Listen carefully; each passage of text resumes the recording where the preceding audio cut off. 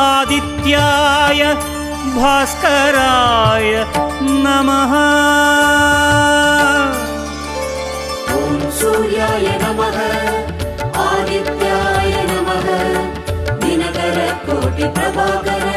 ॐ सूर्याय नमः ॐ सूर्याय नमः आदित्याय नमः दिनकर कोटि प्रभाकर। ॐ सूर्याय नमः।